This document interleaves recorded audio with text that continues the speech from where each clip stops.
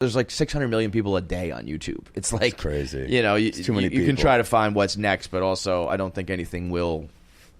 You can't like compete with that. You know what I mean? It's just too good and too big of a video platform.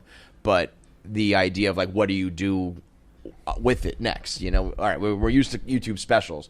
Now is it a YouTube show or YouTube this or YouTube that? I don't think it's necessarily the platform, but what the kind of content is next, because I do think we're probably reaching a point of like special, not even saturation, almost like aversion. You know what I mean? Like I don't want to watch another special. I get people hitting me up doing like, you know, I've you know, people trying to help me, and they're like, well, you should do a collab with this person. I'm like, first off, I don't want to hear that word. They're like, you should do this thing with this person. I'm like, I want to make good shit. Yeah. I think that's the thing. That's why the specials we're working on YouTube is because that was like really honed material, and we really workshopped it. I think that's hopefully the next thing, is that, like, you know, in the age of all this content, quantity really became king instead of quality. Clips, and I think maybe it's going to swing back to quality. Yeah. And I think it's already starting to swing. You know what I love? Gary Veers' special with his dad, I think, is such a... The podcast? Yeah. Oh, like, my God. Like, do you listen to the most recent I one? haven't started because I want to, like... I need to, like, listen through it, you know? I'm in a couple episodes. I'm so proud of him. It really...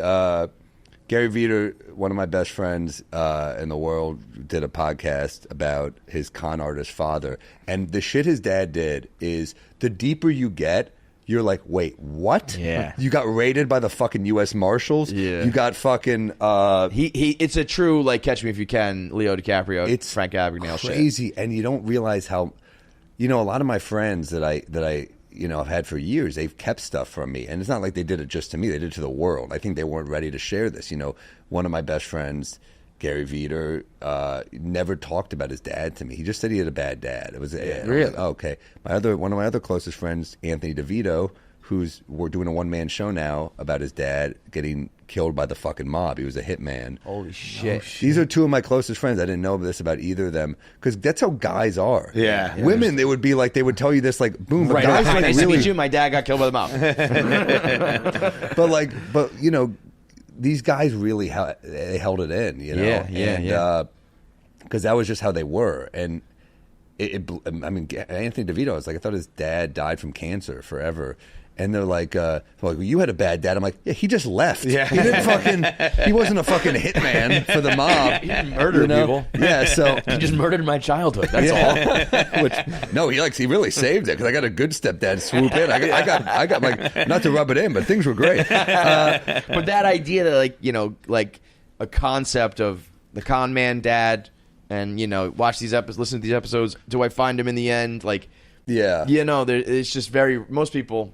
And we're, you know, probably guilty of it. We're just like, turn the mics on and let's just fucking go and spit it and whatever. We all do it. Get back to, like, you know. But the fact that he turned it into like a 30 for 30 style, highly produced music, tension, these great interviews. Like, he wrote monologues for each episode. And Gary's a great writer, you know, if you know his stand-up.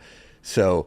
Yeah, no, it blew me away. That's something I wouldn't be surprised. My lawyers texted me, "Oh my God, what happens?" And he's like, "No, don't tell me." Like, my cousin texted me, like, "Spoilers, please." I'm like, "Do you really want them?" I'll tell you. But he almost told me, and I didn't realize. I thought he was still in the process of finding him in real time.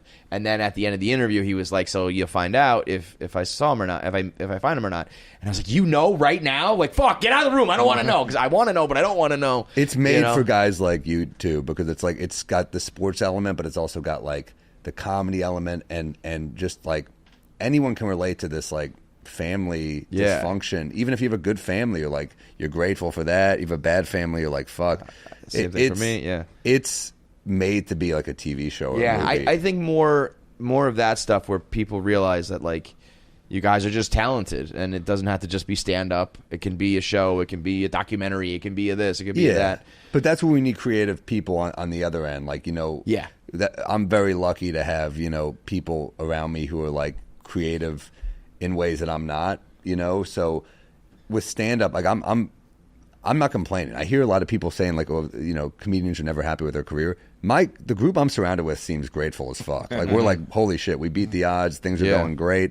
I get to, you know, I'm in Rochester this weekend. It's like sold out. I'm like, that's fucking weird. I'm going to New York. It's like 5 shows. I just get to, like, work on my jokes. Yeah. And no, it's the best. It's What'd you think of the roast? I thought maybe you were going to be on that. I would have loved to. Yeah, I only saw a few of them. I was like skipping around. Julian Edelman's my friend, so I sent him a few, and he used a couple. And oh yeah. Like, oh shit. He was great. He delivered it really well. Yeah. I love him, and he. When Nikki called him a squinty-eyed fuckboy, I was laughing. Though he does. She annihilated. His eyes are never open.